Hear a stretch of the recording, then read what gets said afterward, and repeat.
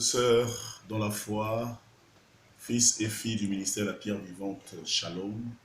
Que le Seigneur Dieu vous bénisse dans vos maisons. Nous sommes encore là ce soir, par la grâce de Dieu, pour partager avec vous la parole du Seigneur.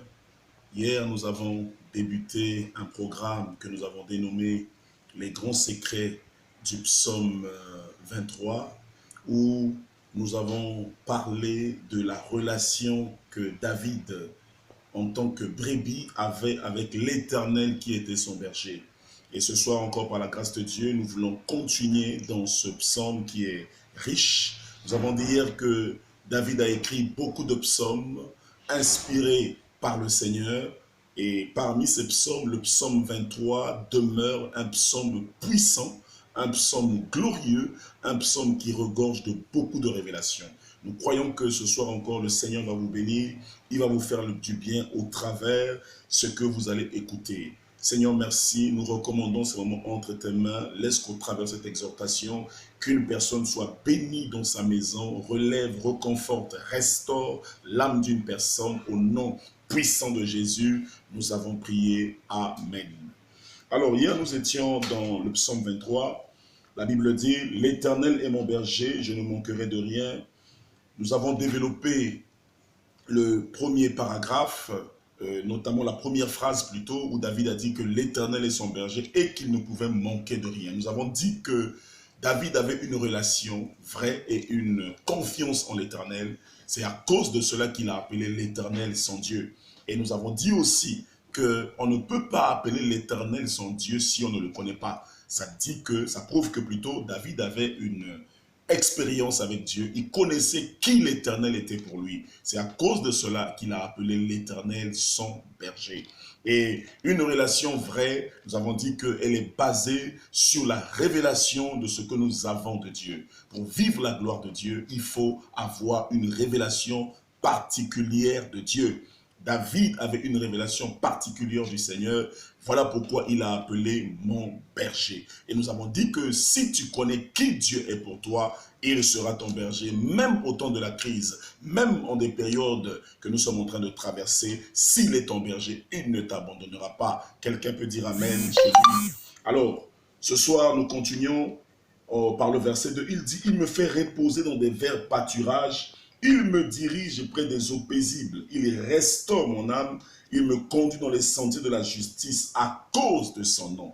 Et ici, nous voyons David qui continue en disant que l'Éternel le fait reposer dans des verts pâturages. Bien aimé, le pâturage est un lieu qui est couvert d'herbes, où on nourrit les bestiaux, les troupeaux. Et David ici connaissait qui Dieu était pour lui.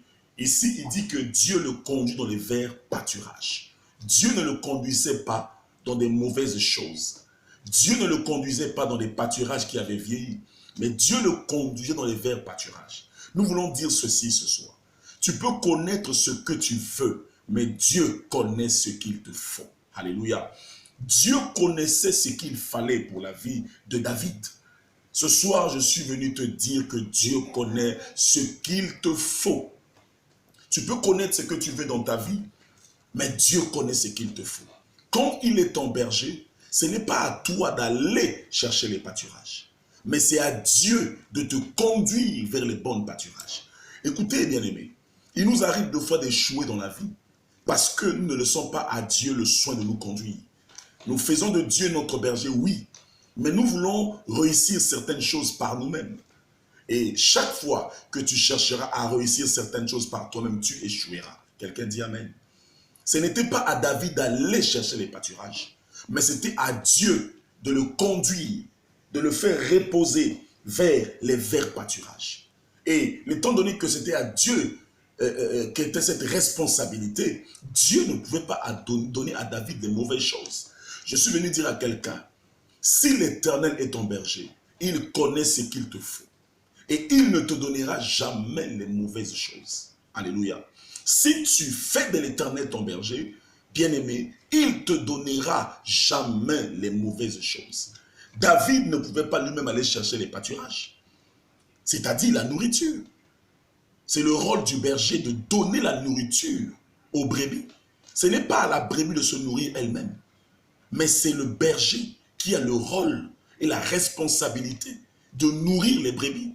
Voilà pourquoi je suis venu dire à quelqu'un, chaque fois tu as fait des efforts pour chercher à réussir, chaque fois tu as fait de toutes les formes possibles pour chercher à obtenir certaines choses par toi-même, tu as échoué parce que tu n'as pas compris que le berger a pour rôle de te donner ce qu'il te faut. Alléluia. C'est au berger de te donner. Il a dit ceci dans Jean chapitre 10, le verset 9. Je suis la porte.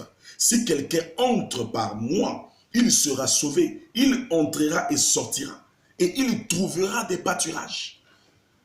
Christ est notre porte.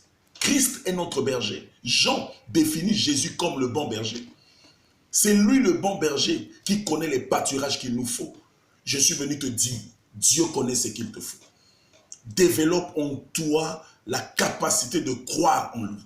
Développe en toi la capacité de lui laisser la responsabilité de ta vie. Il ne te conduira jamais vers de mauvaises choses. Dieu est notre Père. Il ne nous donnera jamais les mauvaises choses. Jésus a dit un jour, vos pères si méchants qu'ils sont, ne peuvent jamais vous donner une pierre ou un scorpion si vous leur demandez du pain. À combien plus forte raison moi? Oh bien-aimé, Jésus est notre Père. En ce moment de crise, peut-être que tu es perturbé, tu ne sais pas quoi faire. Si tu lui demandes la sécurité, il t'accordera la sécurité. Si tu lui demandes la paix, il t'accordera la paix. Si tu lui demandes la protection divine, il t'accordera la protection divine. Parce qu'il est notre berger. Il a une responsabilité dans notre vie. Et je déclare que Dieu, qui est pour toi ton berger, ne te conduira jamais vers les mauvaises choses. Oh, je prophétise qu'il te conduise vers les verts pâturages. Qu'il te conduise vers des choses qui apporteront la joie, la paix et la bénédiction dans ta vie. Il ne te conduira jamais vers un chemin qui te mènera vers la mort, mais il te conduira vers des verts pâturages. Il continue en disant encore que il me dirige près des eaux paisibles. Dieu ne peut pas nous diriger vers des eaux troubles. Alléluia. Il nous dirige vers des eaux paisibles.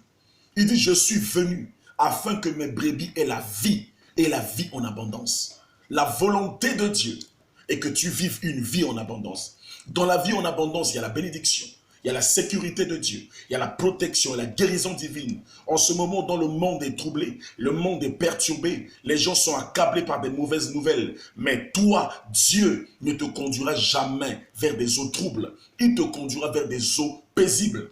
S'il est ton berger, tout ce que tu désires de bien, il te l'accordera. Voilà pourquoi Jean avait compris cela en disant que je suis venu afin que mes brebis aient la vie et qu'elle est en abondance. Dieu veut que nous ayons une vie en abondance, bien-aimés. David avait laissé à Dieu le soin de diriger